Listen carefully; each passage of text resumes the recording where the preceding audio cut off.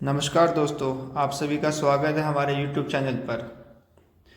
हमने अपनी पिछली वीडियोस में मेधावी के प्रश्न पत्रों को हल किया था। उसी क्रम में आज हम आगे मेधावी के प्रश्न पत्र को हल करेंगे। दोस्तों, ये प्रश्न पत्र उन प्रश्न पत्रों में से एक हैं जो पिछले वर्ष की मेधावी की परीक्षा में आ चुके हैं।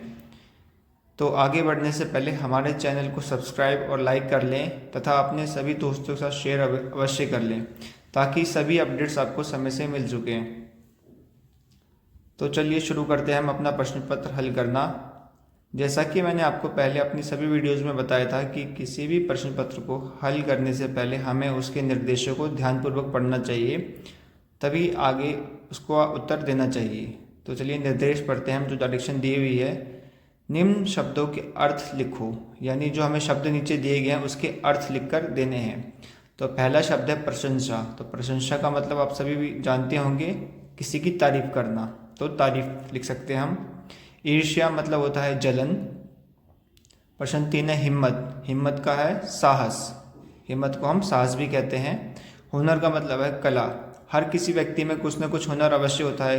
किसी की राइटिंग बहुत अच्छी होती है, कोई चित्रकारी बहुत अच्छी करता है, कोई बहुत अच्छा रनिंग करता है। तो हर बच्चे में कोई ना कोई हुनर होता है और आप सभी भी अपने अंदर के हुनर को पहचानिए और उसको निखारने की कोशिश करिए। चलिए अगले प्रश्न की तरफ आते हैं। निम्न प्रश्नों के बहुवचन लिखने हैं। आपने एक वचन और बहुवचन पढ़े होंगे, जिसे हम इंग्लिश में सिंगुलर एंड प्लूरल बोलते हैं। तो एक वचन है हमारा क्यारी, इसका बहुवचन होगा क्यारियाँ। प्रश्न 6 है कमरा। तो कमरा का वचन बदलेंगे तो बहुवचन क्या होगा, कमरे। अगले प्रश्न पे आते हैं, उससे पहले निर्देश पढ़ते हैं। निम्न शब्दों के विलोम लिखने हैं हमें। तो विलोम है जल्दी। तो जल्दी का आपको पता है विलोम क्या होगा, देरी। 8वां प्रश्न है भरी। तो भरी का उल्टा होगा खाली। कोई चीज़ भरी हुई है वही चीज़ खाली कर देते हैं हम। तो ये विलोम शब्द हो गए। अगले प्रश्न पढ़ते हैं हम। मन के भोले भाले बादल। कविता के आधार पर पंक्तियाँ पूरी करनी है हमें।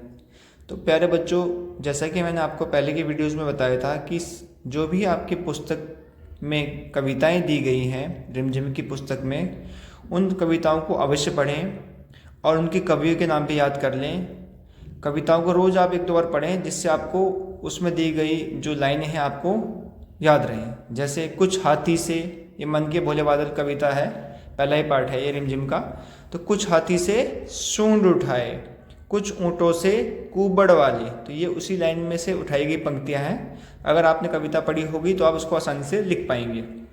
तो चलिए अगले प्रश्न की ओर बढ़ते हैं। 10 प्रश्न हो चुके हैं हमारे। निम्न शब्दों को शुद्ध रूप में लिखना है। शुद्ध और अशुद्ध हमने शब्द बताए थे कि हम शब्दों को शुद्ध रूप में कैसे लिखते हैं। यहाँ पे लिखा है वर्षात, शाह शलगम लिखा हुआ है शात, और बरसात नहीं होता, ये बरसात होता है, बरसात। तो इसका शुद्ध रूप वर्षात ना होके ये बरसात होगा, ठीक है। चलिए अगला प्रश्न, गुब्बारा। तो गुब्बारा में आपको पता है एक छोटा बा आएगा फिर पूरा बा आएगा। तो यहाँ पे हमें सिर्फ पूरा बा दिया है, हमें इसको शुद्ध रूप में लिखना है। तो गुब्बारा ऐसे लिखेंगे, देखिए स्क्रीन पे मैंने लिखा है। अगला है हमें गद्यांश को पढ़ के उत्तर देना है। तो पहले हम इस गद्यांश को पढ़ते हैं। एक अन्य व्यक्ति ने कहा, महल में प्रतिदिन हजारों रुपए इन संबंधित वस्त्रों, मनोरंजन और महल की सजावट में खर्च होते हैं। यदि इन रुपयों में से थोड़ा सा धन जरूरतमंदों को मिल जाए तो उन दुखियों की जान बच जाएगी। यह सुनकर राजा को क्रोध आ गया। वह गुस्से से बोला, खुद भिखारी होकर मुझे उपदेश दे रहे हो। मेरा रुपया है, मैं चाहे उबाल कर खाऊं चाहे तल कर, मेरी मर्जी। तुम अगर इसी तरह बकवास करोगे तो तुम मुश्किल में पड़ जाओगे, इसलिए इसी वक्त तुम चुपचाप खिसक जाओ। राजा को क्रोध देखकर लोग वहाँ से चले गए। ये आपकी कहानी है रिमझिम में दान का हिसाब, उसी में से ली गई पंक्तियाँ हैं। तो इस गद्यांश का हमने पढ़ लिया है। नीचे प्रश्न पढ़ते हैं। राजा अपना धन कैसे खर्च करता था। तो जैसे आपने भी ऊपर देखा है कि राजा अपना धन अपने ऊपर ही खर्च करता था। धन वस्त्रों, मनोरंजन, महल की सजावट में खर्च करता था, प्रजा पे ध्यान नहीं देता था। प्रश्न 14 है, लोग क्यों चले गए। तो लोग भाई राजा का क्रोध देखकर उस डर के चले गए। तो गद्यांश को तो आपको इसी में से पढ़ के उत्तर देना था। अगले प्रश्न की ओर बढ़ते हैं हम। लिंग बदलना है। आदमी का लिंग बदलेंगे तो क्या बन जाएगा, औरत। बालक का बालिका। तो लिंग बदलो भी आपको आते ही होंगे और आप अलग से भी और ज़्यादा याद कर सकते हैं, पेपर में आसानी होगी आपके लिए। चलिए अगले प्रश्न की ओर बढ़ते हैं। प्रश्न नंबर 15 की तरफ आ चुके हैं हम। ये हम कर चुके हैं 15 और 16, दोबारा से रिपीट वही क्वेश्चन लिखा हुआ है। 17वां क्वेश्चन आएगा हमारा, जानवर जो रेंगता है, रेंगता जो जमीन पे जानवर रेंगता है, तो शेर, गाय, सांप, कुत्ता। तो बहुत ही आसान उत्तर है इसका, सांप होगा।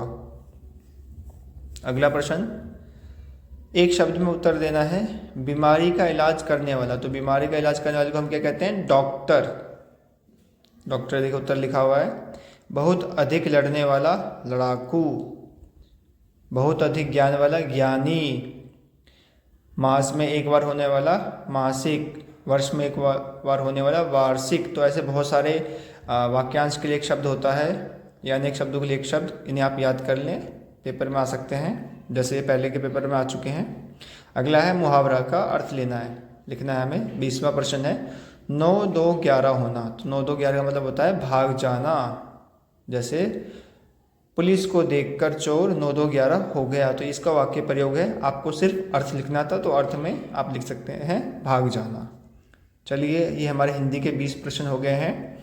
अब इंग्लिश की तरफ बढ़ते हैं। इंग्लिश का 21वां प्रश्न है, 21st, I get dash early in the morning. तो आप सब सुबह क्या करते हैं?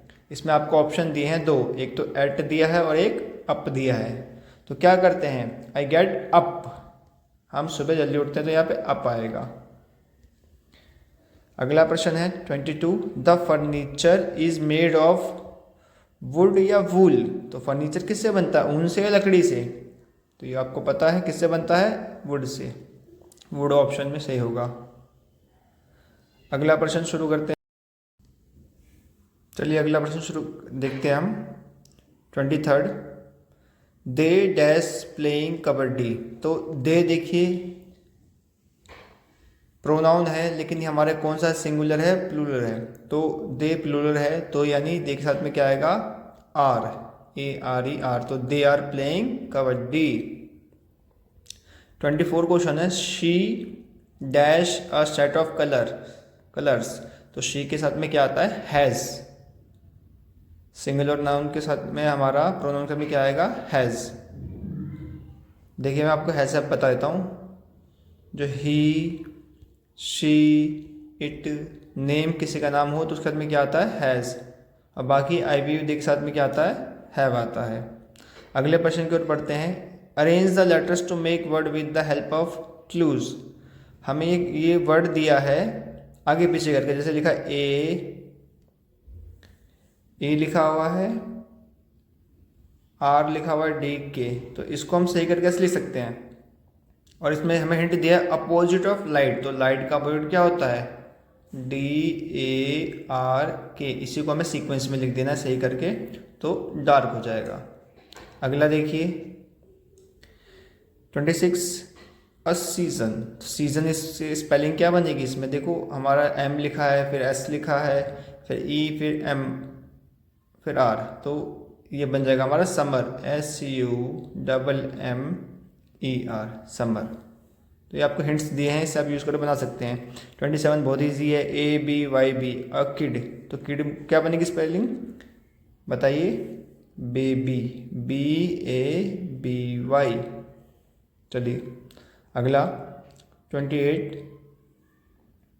CAFTHR, mother's husband. तो मदर के हस्बैंड आपके क्या कहलाएंगे, फादर, FATHER। ये स्पेलिंग लिखी है, बस आगे पीछे है, उसको हमें सीक्वेंस में करना है। अगले प्रश्न की ओर बढ़ते हैं हम। ये फिर से पैसेज आ गया, जैसे हमारे हिंदी में आया था गद्यांश, वैसे इंग्लिश में आया। Birbal was an important courtier of Akbar. He was famous for his intelligence and wisdom. One day there was an argument between Akbar and Birbal. Akbar was proved wrong, so he was very angry. He ordered Birbal to leave the court. तो ये अकबर बीरबल की बात दी है जो आपके chapter में से है। अब हमें नीचे पैसेज पढ़ने हैं, क्वेश्चन पढ़ने हैं, फिर आंसर देने हैं। तो 29 क्वेश्चन है, हु वॉज बीरबल। तो बीरबल इसमें फर्स्ट लाइन में लिखा हुआ है, Birbal was an important of courtier of Akbar. अगला है 30 question, why did Akbar order Birbal to leave the court. तो क्यों बोलता है अकबर उसको, बीरबल को कोर्ट छोड़ने के लिए उसका, तो अकबर बहुत गुस्सा हो जाता है। तो Akbar was very angry, he order Birbal to leave the court. Next question है 31, write a noun from the passage. देखिए नाउन क्या होता है, किसी भी प्लेस, किसी भी पर्सन, किसी भी थिंग का नेम। तो इसमें बहुत सारे नाउन आए हैं इसमें, जैसे बीरबल किसी का नाम है, अकबर भी नाम है, कोर्ट जगह का नाम है, बहुत सारे हैं। तो इसमें आपको कितने लिखने हैं जो पैसेज में दिए गए हैं, तो ये हमने 4 लिख दिए हैं नाउन। 32 क्वेश्चन है, give a suitable title from the passage. ये जो हमने पैसेज पढ़ा है इसको पढ़ के एक इसको टाइटल देना है। जैसे टाइटल मतलब होता है जो आप चैप्टर पढ़ रहे हैं, जैसे बुक में पढ़ते हैं चैप्टर हिंदी या इंग्लिश का, तो उसका एक कहानी का नाम होता है, तो उसको भी वैसे ही इसका एक टाइटल यानी नाम देना है हमें। तो इसका क्या दे सकते हैं हम, आर्ग्यूमेंट दे दीजिए, या अकबर एंड बीरबल आर्ग्यूमेंट, कुछ भी दे सकते हैं आप छोटा, लेकिन टाइटल छोटा होना चाहिए, एक बड़ी लाइन में या पूरा सेंटेंस नहीं होता। क्योंकि आपने जितने भी पार्ट पढ़े होंगे हिंदी या इंग्लिश में, आपने देखा होगा जो पार्ट का नाम होता है 2 या 3 अक्षरों का ही होता है, ज़्यादा बड़ा नहीं होता है। तो कोशिश करें टाइटल हमेशा छोटा हो। जरूरी नहीं जो इसमें आंसर लिखा है आर्ग्यूमेंट वही हो, आप अपनी तरफ से भी लिख सकते हैं, सही माना जाएगा उसे, लेकिन हाँ इससे संबंधित होना चाहिए। नेक्स्ट क्वेश्चन की ओर बढ़ते हैं हम। नेक्स्ट क्वेश्चन हमारा 33, स्पेलिंग। जैसे हमारा शुद्ध रूप इंग्लिश में था, हिंदी में था, वैसे इंग्लिश में भी है। हाँ 33, पिलो की स्पेलिंग क्या होगी। पहला है PILLOW या PILOW या PILLOU या PLLOW। तो पिलो की स्पेलिंग होगी फर्स्ट हमारा ए वाला हो जाएगा, PILLOW, पिलो मतलब तकिया। चलिए अगला क्वेश्चन 34, इसमें भी हमारी स्पेलिंग एरर है, सही बताना कौन सा होगा, BRIT ब्राइट, BRIGST ब्राइट या BURIT। तो ब्राइट में प्रकाश में, तो सेकंड ऑप्शन सही होगा BRIGST। 35 क्वेश्चन पे आते हैं हम। ये तो आपको पता ही होगा, फ्रेंड की स्पेलिंग क्या होगी, FRENDS बिल्कुल नहीं, FRENDZ ये भी नहीं होगा, FRIENDS फ्रेंड्स। तो ये हमारा थर्ड ऑप्शन सही होगा। अगले क्वेश्चन की तरफ से बढ़ने से पहले इसको डायरेक्शंस पढ़िए। Write the plural of the given word. अभी हमने हिंदी में बहुवचन लिखा था, अब इंग्लिश में हमें बहुवचन यानी कि सिंगुलर का प्लूरल बनाना है। और बहुत ही इंटरेस्टिंग क्वेश्चन है, टमाटो का क्या बनेगा, टमाटोज ये लिखा हुआ, लेडी का लेडीज, शीप का शीपी। देखिए कुछ नाउन होते हैं जो हमारा स्पेलिंग चेंज नहीं होती है, ठीक है, इसको ध्यान रखिए। जैसे फिश हो गया, फिश का फिश ही रहता है, शीप का शीप ही रहेगा। 39 का बॉक्स का बॉक्सेस, तो ये हमारे सिंगुलर के प्लूरल बन गए। नेक्स्ट क्वेश्चन पे आते हैं 40 पे, who is the poet of the poem the little fire tree. तो लिटिल फायर ट्री के पोएट कौन है हमारे, रॉबर्ट फ्रॉस्ट। इसका ऑप्शन ए सही हो जाएगा। तो इसलिए मैंने आपको जैसे बताया था कि हमें कवि और कवियों के नाम हिंदी इंग्लिश दोनों में याद करना है, तो ये आप ज़रूर याद कर लें, अपना एक कॉपी बना लें, उसमें ज़रूर आप हिंदी के रिमझिम के पुस्तक के कवि के नाम और कविता का नाम, इंग्लिश में भी जो भी पोएम है उसके पोएट के नाम जरूर याद कर लें, ये अवश्य आएगा। नेक्स्ट क्वेश्चन मैथ्स का शुरू होता है हमारा 31 से। पैटर्न को पूरा करना है, कंप्लीट द पैटर्न। तो देखिए पैटर्न पहले हम एनालाइज करते हैं क्या है। पहले 70 आया, फिर क्या आया 130 आया, फिर 190 आया। तो देखिए कितने की बढ़ोतरी हो रही है, 60 की, 60 प्लस हो रहा है। हाँ जी, तो 190 में 60 प्लस करेंगे तो कितना होगा आंसर बताइए, 250, 250 हो जाएगा। अगले क्वेश्चन की ओर बढ़ते हैं 42, 6300 पैसों को रुपए में बदलना है। तो आपको पता है कि 1 रुपये में कितने पैसे होते हैं, 100। तो यहाँ पे 6300 हैं, तो हमें अब रुपए से पैसे में बदलना है, तो पैसे से रुपए में बदलना है, तो हम क्या करेंगे 100 से भाग कर देंगे, तो कितना आ जाएगा, 2 जीरो से 2 जीरो कट गई, 63 रुपीज़ आ जाएगा, यानी 63 रुपये। तो ऑप्शन सीधा में लिख देना है। अगला क्वेश्चन 43, 9 किलोमीटर 9 मीटर को मीटर में बदलना है, मतलब हमें इस पूरे को मीटर में बदलना है। तो देखिए 9 किलोमीटर 9 मीटर, तो 9 मीटर तो ऑलरेडी मीटर में है ही, 9 किलोमीटर को मीटर बदलेंगे तो 1 किलोमीटर में आपको पता है कितने मीटर होते हैं, 1000 मीटर। तो यहाँ पे 9 किलोमीटर तो कितने हो जाएंगे 9000, और प्लस में हमें 9 मीटर लिखा है तो 9 और जोड़ देंगे तो कितना हो जाएगा, देखिए आंसर आपके सामने है 9009 मीटर। नेक्स्ट क्वेश्चन आते हैं 44 पे।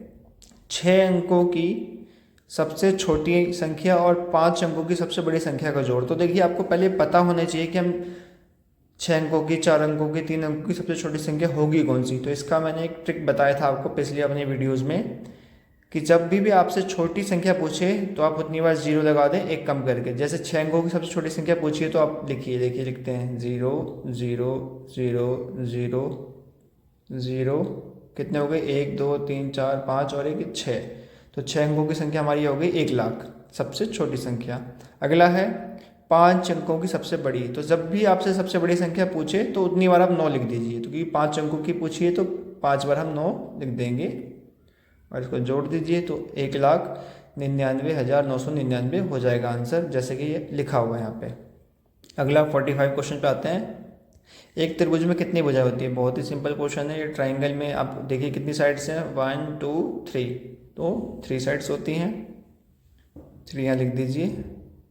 अगला क्वेश्चन, एक पेन की कीमत 5 रुपये है, 50 रुपये में कितने पेन खरीदे जा सकते हैं। ये भी बहुत आसान क्वेश्चन है। एक पेन कितने का है 5 रुपये में, तो 50 रुपये में कितने पेन खरीदेंगे। तो क्या करेंगे 50 को हम 5 से भाग कर देंगे तो ये 10 रुपये 10 आ जाएंगे। तो हम कितने पेन खरीद सकते हैं 10 पेन खरीद सकते हैं 50 रुपये में। अगले प्रश्न की ओर बढ़ते हैं। इसका ऑप्शन हमारा सी हो जाएगा। 47, एक भिन्न संख्या बताओ जिसका अंश 3 और हर 7 हो। तो देखिए अंश और हर बता दूं, जो ऊपर वाली संख्या होती है ये हमारी अंश होती है और जो नीचे संख्या होती है वो हर होती है। तो इसके अनुसार हमें बताना है अंश 3 हो और हर 7 होते, 3/7 हो जाएगा इसका उत्तर। अगली प्रश्न की ओर बढ़ते हैं। 48, दी गई आकृति का 1/2 भाग छायांकित करना है। तो देखिए इसमें कुल हिस्से जितने हैं पहले उसको गिन लेते हैं हम। यहाँ पे कितने हैं 1 2 3 4 5 और ये 5 की कितनी लाइन है 4, तो 5 चौक 20, टोटल 20 खाने हैं। तो हमें आधे को छायांकित करना है, तो आधे को छायांकित मतलब हमें कितने को करना है 10 को। तो 10 को आप कई तरीके से छायांकित कर सकते हैं। देखिए अगर इसको आप आधे को पूरा कर दें तो ये भी हो जाएगा, या जैसे इस तरीके से इसमें क्या वैसे भी कर सकते हैं। तो आधा करने के बहुत सारे तरीके हैं, आप जैसे मर्जी कर सकते हैं, जैसा आपको सुविधा लगे। अगले प्रश्न की ओर बढ़ते हैं हम। 49, बस की 6 टिकटों की कीमत 300 रुपये है, 2 टिकट की कीमत क्या होगी। तो देखिए 6 टिकट की कीमत कितनी है 300 रुपये। तो पहले हमें एक टिकट की निकालनी होगी, तो क्या करें हम 300 को 6 से भाग कर दीजिए, 6 पंचे 30, शून्य आ जाएगा यहाँ पर। तो मतलब 50 रुपये की एक टिकट है, 50 की एक है, तो हमें कितने टिकट की पूछिए 2 टिकटों की, तो कितना हो जाएगा 100 रुपये। 100 रुपये आंसर आ जाएगा। पहले एक का निकालेंगे, फिर जितने का पूछा है उतने का हम बता सकते हैं। अगले प्रश्न की ओर बढ़ते हैं हम। 50 पे आ गया हम।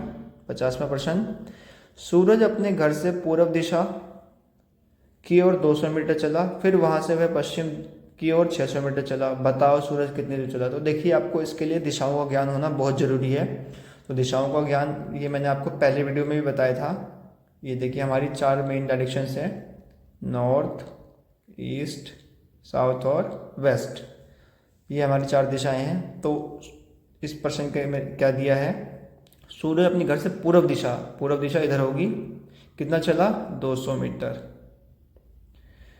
फिर वहाँ से मान लो सूरज यहाँ पहुँच गया अब, तो यहाँ से वह पश्चिम की ओर 600 मीटर चला, मतलब दोबारा वो उसी रास्ते पे वापस चला गया, लेकिन बैक साइड में कितना चला 600। तो देखिए 200 चल के तो वापस इतना आ गया, फालतू कितना चला होगा 400 इस दिशा में। तो इसका उत्तर हो जाएगा 400 मीटर।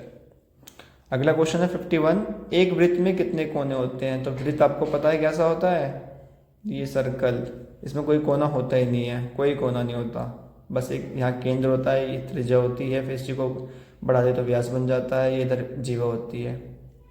ये हम आपको अलग से वीडियो में बताएंगे, अलग अलग आकृतियों की पहचान करें किसमें कितने कोने होते हैं, वो आगे वाली वीडियो में हम अलग से डिस्कस करेंगे।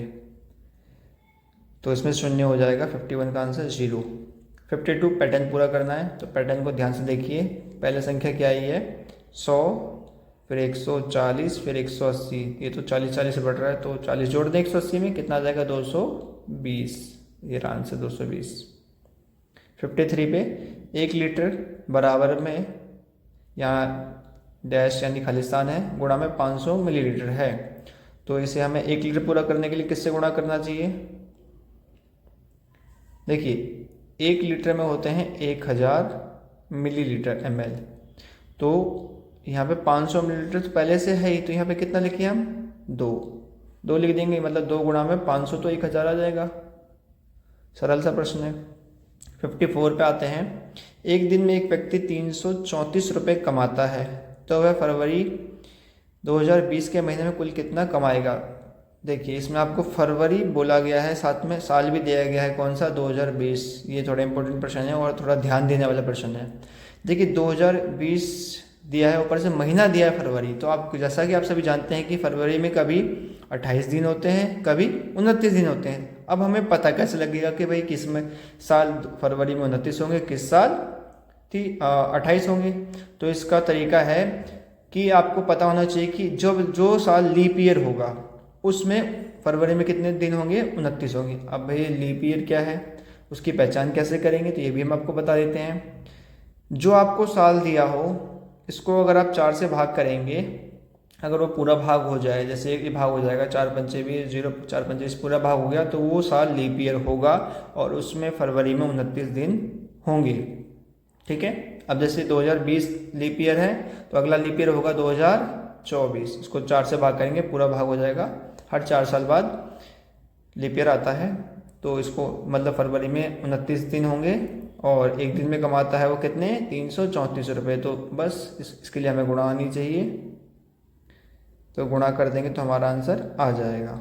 ठीक है, गुणा आपको आनी चाहिए। जी मेधावी में बैठे हैं, आपको तो गुणा भाग जमा ये सब बेसिक चीज़ें तो आनी चाहिए। 55 क्वेश्चन पे आते हैं। सोफिया ने एक साइकिल 2000 रुपये में खरीदी। कितने खरीदी? 2000 रुपीज़ में। और 200 रुपये उसमें मरम्मत कराए। भाई कोई ख़राबी होगी, उसको मैं 200 रुपये मरम्मत में लगाए। फिर सोफिया ने उसे साइकिल को 21 रुपये में बेच दिया। तो भाई सोफिया ने जो खरीदी, तो टोटल उस पर कितना उसको क्रय मूल्य पड़ा, कॉस्ट प्राइस, ये तो देख लें। 2000 में उसने खरीदी थी, 200 रुपये लगाए, तो टोटल हो गया हमारे कितने में खरीदी, यानी टोटल उसने 2200 रुपये की खरीदी। बेच कितने की दी? 2100 रुपये की। भाई ये तो नुकसान दिख रहा हमें। कोई चीज़ हमने 2200 रुपये में लेके और 2100 में बेच दी, तो कितना नुकसान हो रहा है? 100 रुपये का पूरा सीधा नुकसान। तो वही पूछा हमें, तो भेज दी। तो सोफिया को क्या हुआ? ऑप्शन पढ़ते हैं। 2100 रुपये का फ़ायदा, 100 रुपये का फ़ायदा, 2100 रुपये का नुकसान या 100 रुपये का नुकसान? बताइए। 100 रुपये का नुकसान हुआ, डी ऑप्शन सही हो जाएगा। नेक्स्ट क्वेश्चन है 56, सॉल्व करना है। 6 × 45 × 2 × 0। देखिए किसी भी संख्या को हम 0 से गुणा करेंगे तो आंसर क्या आएगा? 0, चाहे वो संख्या कितनी बड़ी क्यों ना हो, हमेशा आंसर शून्य आएगा। तो ऐसे क्वेश्चनों का हम आंख बंद करके आंसर लिख दिए शून्य। गुणा करने की जरूरत नहीं है कि 6 को 45 से करें फिर 2 से करें, सीधा आप 0 लिख दें, समय भी बचेगा आपका। नेक्स्ट क्वेश्चन आता है 57 पे। एक वर्गाकार बगीचे का परिमाप बताओ अगर उसकी एक भुजा 6 सेंटीमीटर हो। पहले पता होना चाहिए कि वर्गाकार होगा कैसा, स्क्वायर होगा। स्क्वायर में ऑल साइड्स आर इक्वल, सभी भुजाएं बराबर होंगी। अगर ये 6 है तो ये भी 6, ये भी 6, ये भी 6। इसका परिमाप मतलब इसका घेरा बताना हमें कितना होगा। जोड़ लीजिए चारों हिस्से को, 6 + 6 + 6, तो कितना हो जाएगा? 24 सेंटीमीटर। और यूनिट अवश्य लिखें। जैसे यहाँ पे भुजा हमें दी थी सेंटीमीटर में दी हुई थी ना, तो हम उत्तर भी सेंटीमीटर में दे रहे हैं। और परिमाप का हमेशा उत्तर हम जो यूनिट दी है मीटर या सेंटीमीटर, सिर्फ वही लिखेंगे, उस पर वर्ग नहीं लगाएंगे, यानी वर्ग सेंटीमीटर नहीं लिखेंगे। वो हम कहाँ लिखते हैं? क्षेत्रफल में, एरिया में। तो इस बात का ध्यान रखें। कुछ बच्चे इसमें गड़बड़ कर देते हैं। यहाँ जैसे 24 आए तो 24 सेंटीमीटर स्क्वायर लिख देंगे या वर्ग सेंटीमीटर, वो गलत होगा, फिर आपको पूरे मार्क्स नहीं मिलेंगे इसके। यूनिट ध्यान रखें। अगला प्रश्न है हमारा 58, जमा करना है, भिन्नों को जोड़ना है। 2/4 = 1/4। देखिए एक भिन्न है ये, इसके पहले 4 हिस्से करने हैं। इसमें एक हिस्सा है 2/4 और है 1/4। कितना हो गया जी? 3/4। 3/4 हल हो गया।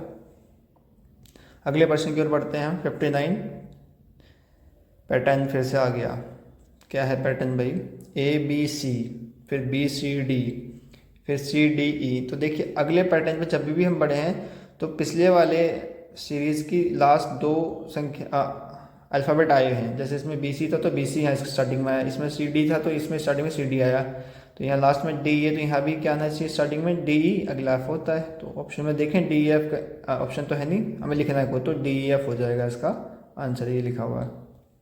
अगला प्रश्न 60, चपाती चार्ट को देखकर बताओ कि कितने बच्चे गणित विषय को पसंद करते हैं। देखिए हमारा चार्ट दिया हुआ है, कितने बच्चे गणित को पसंद करते हैं। तो देखिए इसमें लिखा हुआ है कि इतने बच्चे गणित को पसंद करते हैं और इतने इंग्लिश को।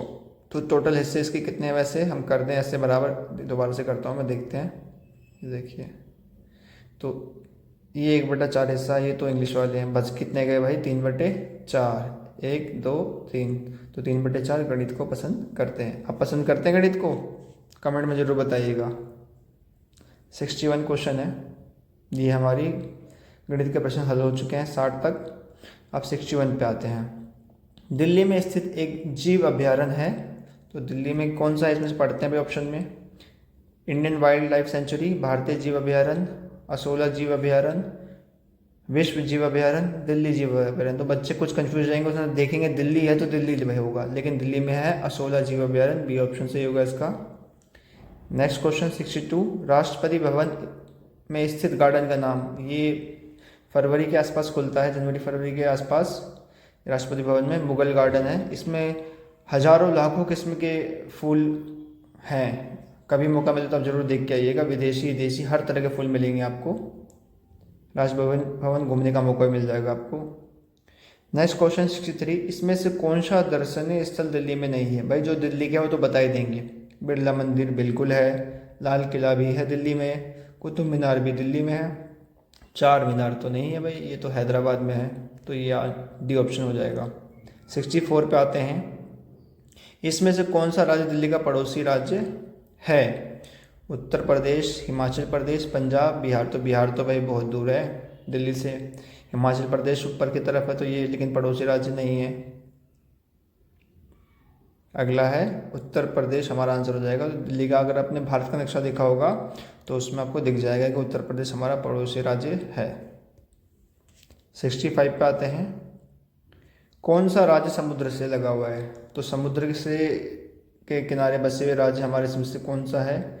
इसके लिए बेटा आपको मानचित्र का अध्ययन करना बहुत जरूरी है। भारत के नक्शों को आप रोज़ कम से कम एक बार देखा करें, चाहे 5 मिनट के लिए देखिए अवश्य उसमें कौन सा राज्य कहाँ पे है। बस आपको रटने की जरूरत नहीं, बस आपको देखना है, समझना है कौन सा राज्य नदी किनारे है, समुद्र किनारे है, ये आपको बस देखना है। आपको अपने आप ही 1 महीने के अंदर देखिएगा, सब कुछ याद हो जाएगा मानचित्र से संबंधित। तो कौन सा राज्य समुद्र से लगा हुआ है? बिहार नहीं लगा हुआ, मध्य प्रदेश ये तो बिल्कुल बीचों बीच है, सिक्किम ये पहाड़ी इलाका है, ये हमारा डी ऑप्शन है। केरल ये समुद्र किनारे है, अरब सागर की तरफ है। 66 है, कौन सा राज्य चारों तरफ से अन्य राज्यों से घिरा हुआ है? बिहार। भाई बिहार के ऊपर तो अलग राज्य तो नहीं, देश पड़ जाता है नेपाल।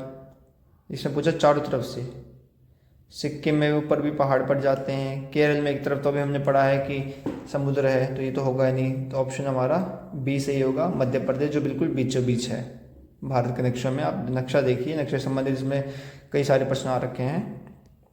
67 पे आते हैं, क्रिसमस किस तिथि को मनाया जाता है? तो ये तो अगले महीने दिसंबर में आने वाला, और आपको पता ही है कि सेंटा क्लॉज कब आते हैं? 25 दिसंबर, 25 दिसंबर को। अगला प्रश्न 68, जंतर मंतर किस विषय पर आधारित है?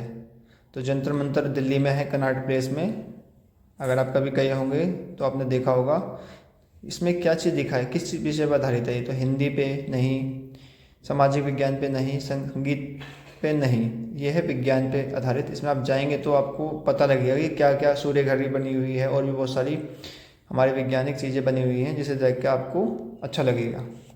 नेक्स्ट क्वेश्चन कर बढ़ते हैं 69 पे, कौन सी भाषा सबसे पुरानी है? तो सबसे पुरानी भाषा कौन सी है बेटा? हिंदी, अंग्रेजी, संस्कृत, अरबी। सबसे पुरानी भाषा है संस्कृत। नेक्स्ट क्वेश्चन कर बढ़ते हैं 70 पे आ चुके हैं हम। निम्नलिखित राज्यों की राजधानी का नाम लिखना है।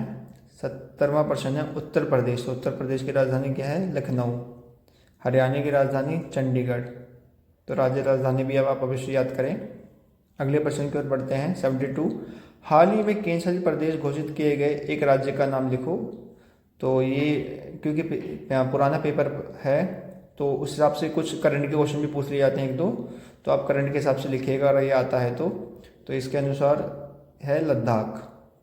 अगला प्रश्न है 73 भारतीय मुद्रा को किस निशान से प्रदर्शित करते हैं? तो आप इसका सबसे अच्छा उदाहरण है भाई, आपके जेब में अगर अभी पैसे पड़े हों, आप चाहे कोई भी सिक्का पड़ा हो या कोई भी नोट आपके जेब में अभी हो या आपके आसपास हो, तो आप उसमें देखें कौन सा निशान बना हुआ है, आपको पता लग जाएगा। ये तो डॉलर का निशान है, ऐसा कोई नहीं है। ये रुपए हिंदी में ऐसे लिखा है, लेकिन हमारा भारतीय निशान ऐसा है रुपए का। तो आप अच्छे से देखना हो आपको, तो आप अपने घर में जो नोट पड़े हों, आपके मम्मी पापा के पास हों या आपके अभी जेब में कोई सिक्का पड़ा हो या नोट पड़ा हो, तो उसमें आपको दिख जाएगा कि कैसा निशान होता है, अच्छे से पहचान लेंगे आप। 74 है बुग्याल किसे कहते हैं? तो बुग्याल है पहाड़ों में फूलों की घाटी को बुग्याल कहते हैं। नेक्स्ट क्वेश्चन हमारा 75 भारत का राष्ट्रीय पक्षी, बहुत ही सरल प्रश्न, मोर, ये आपको पता ही है। 76 भारत की सबसे ऊंची चोटी है कंचनजंगा। 77 भारतीय संसद कहाँ है? ये हमारे दिल्ली में है। 78% पाते हैं क्रिकेट की टीम में कितने खिलाड़ी होते हैं? अगर आप मैच देखते होंगे तो आपको जरूर पता होगा कि क्रिकेट की एक टीम में 11 खिलाड़ी होते हैं। नेक्स्ट प्रश्न 79 दिल्ली किस पर्वत श्रृंखला पर स्थित है? तो अरावली पर्वत पे स्थित है दिल्ली। दक्षिण भारत की एक नदी का नाम? गंगा, यमुना, सतलुज, कावेरी। तो गंगा, यमुना ये हमारे उत्तर भारत की नदियां हैं, सतलुज भी, कावेरी है दक्षिण भारत की नदी। तो डी ऑप्शन से हो जाएगा। 81 लकड़ी से बनी नाव को हम कहते हैं पल्लम। सी ऑप्शन सही हो जाएगा। अगला प्रश्न 82 किस जानवर के कान बाहर दिखाई नहीं देते हैं? प्रश्न को ध्यान से पढ़े, नहीं लिखा हुआ है तो नहीं पे जोर दिया गया है। सांप, चूहा, खरगोश, लोमड़ी।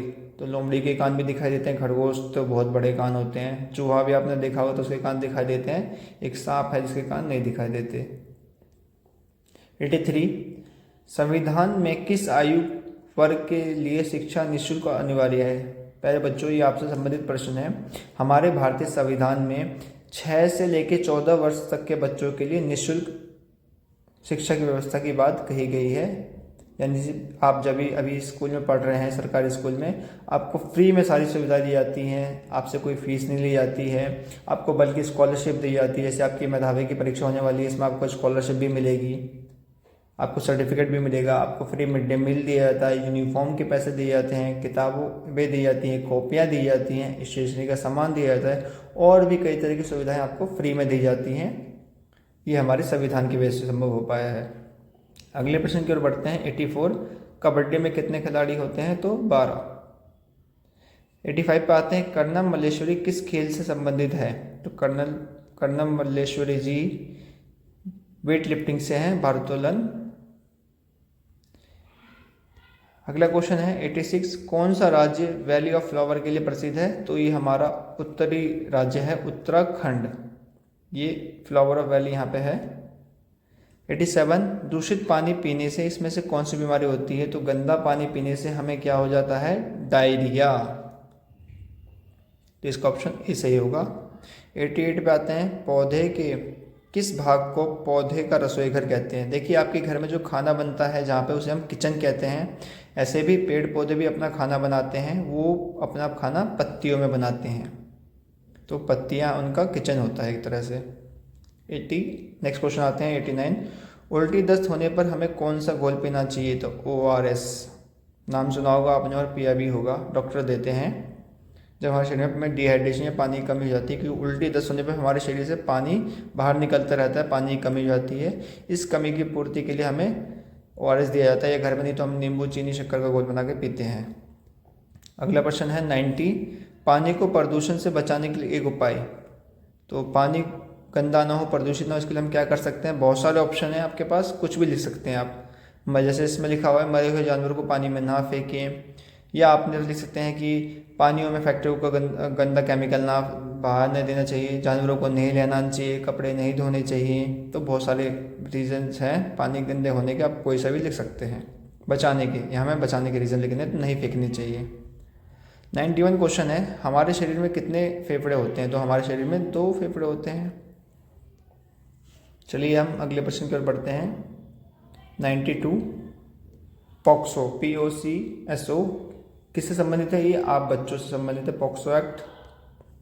नेक्स्ट क्वेश्चन है 93 पोचमपल्ली एक तरह का क्या है? खाना है, कपड़ा है, नृत्य है कि त्योहार है? तो ये कपड़ा है। 94 दांत दर्द के लिए किस मसाले का प्रयोग घरेलू रूप में किया जाता है? तो देखिए कभी कभार अगर आपके दांत में दर्द होता होगा या आपने देखा हो अपने घर में, जब दांत में दर्द होता है तो हमें सब कहते हैं लौंग चबाओ, लौंग मुंह में रख लो। तो इसका ऑप्शन हो जाएगा सी, लौंग। नेक्स्ट पे आते हैं 95 पे, नदियों के प्रदूषित होने का कोई एक कारण बताओ। ये अभी हमने पीछे ही पढ़ा था कि पानी कैसे गंदा होता है, और मैंने आपको बताया भी था। तो आप यहाँ लिख सकते हैं, जैसे इसमें लिखा हुआ है, मानव या जानवरों के जैविक या औद्योगिक क्रियाओं के फलस्वरूप पैदा हुए प्रदूषकों को जल में विसर्जित कर दिया जाता है, जिससे जल प्रदूषण होता है। ये नदियाँ प्रदूषित होती हैं, जो हम ये केमिकल या कचरा जो नदी में फेंक देते हैं उससे जल प्रदूषित हो जाता है। 96 प्रश्न है, किस आयु से कम वर्ग के बच्चों से काम कराना कानूनी अपराध है? तो ये हमारे भारत में निर्धारित है 14 वर्ष से कम।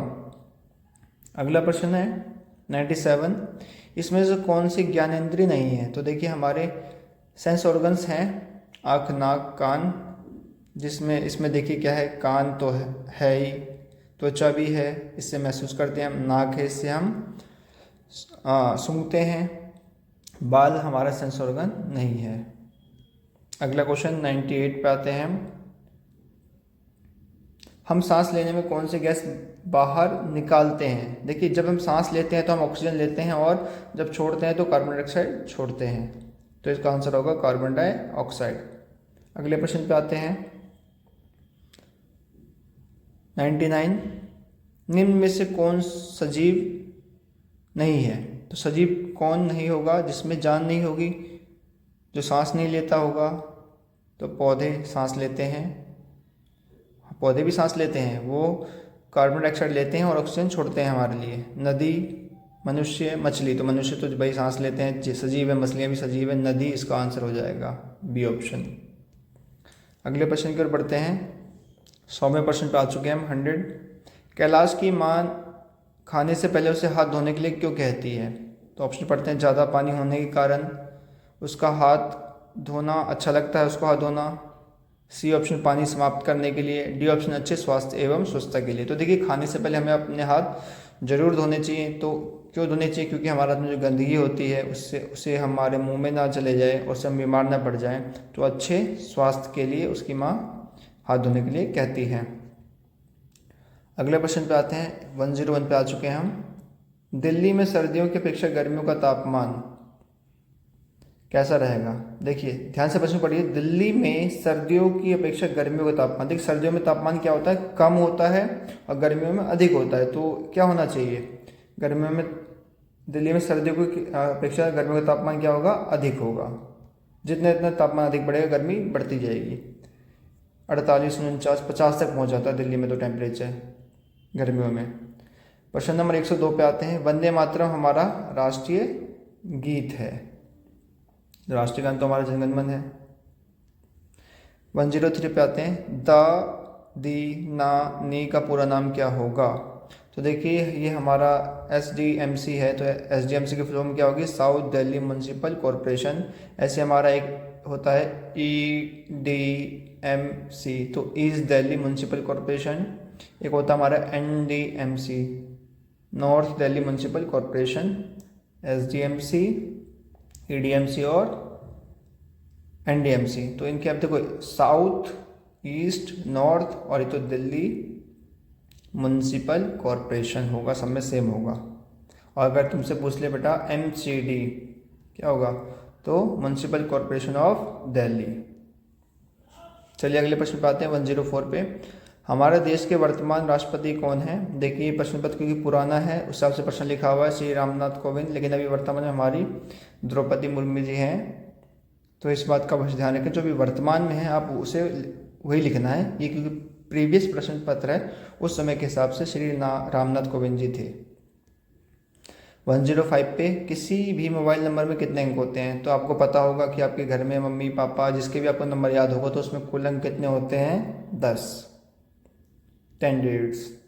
106 पे कौन सा टीवी चैनल नहीं है? आज तक, सोनी, परसों तक, स्टार प्लस। तो अगर आप टीवी देखते होंगे तो आपको ज़रूर पता होगा कि परसों तक कोई न्यूज़ चैनल का नाम नहीं है, आज तक न्यूज़ चैनल है, सोनी भी एक चैनल का नाम है, स्टार प्लस भी चैनल का नाम है, लेकिन परसों तक कोई भी न्यूज़ चैनल का नाम नहीं है। तो सी ऑप्शन होगा।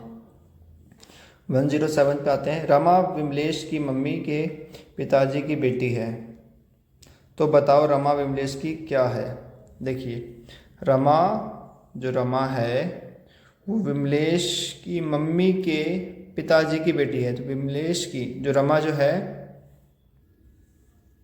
तो देखिए ये प्रश्न है संबंध के बारे में। तो रमा की मम्मी के पिताजी की बेटी, रमा हो गई, आर फॉर रमा हमने दिखाया है, ये अलग रखते हैं हम रमा को। चलिए पहले बाकी रिलेशन देखते हैं हम। विमलेश की मम्मी, ये एम फॉर मम्मी कर दिया हमने। विमलेश की मम्मी के पिताजी, मतलब इसकी मम्मी के, ये मम्मी हो गई, इसके पिताजी मतलब ये फादर हो गए, की बेटी है कौन? रमा। तो देखिए ये फादर है इन दोनों के, रमा के भी फादर हुए और ये मम्मी के भी फादर हैं, ठीक है, विमलेश के। तो इसमें पूछा कि विमलेश रमा विमलेश की क्या होगी? तो देखिए इसकी मम्मी है, ये इसकी मम्मी है, और ये दोनों क्या है? ये रमा और ये M4 ये मम्मी, दोनों आपस में बहनें हैं, ठीक है। तो और इस बहन की ये बेटी है, तो ये इस बहन की बेटी दूसरी बहन की क्या लगेगी? मौसी। ये इसकी मौसी हुई जो हमारी रमा है विमलेश की। तो ऑप्शन में हमारा मौसी है सी ऑप्शन है। 108 पे आते हैं, भगत सिंह कौन थे? भगत सिंह के बारे में आपने ज़रूर सुना होगा। महान वैज्ञानिक नहीं, महान डॉक्टर नहीं, महान कवि नहीं, महान स्वतंत्रता सेनानी थे भगत सिंह। 109, इसमें से कौन सी कंपनी मोबाइल नहीं बनाती? ये तो आपको ज़रूर पता होगा, सैमसंग।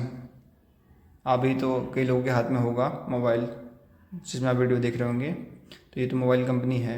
JCB देखते हैं आगे, नोकिया तो सबने सुना होगा, एप्पल भी सबने सुना होगा, कई बच्चे तो एप्पल में भी देख रहे होंगे।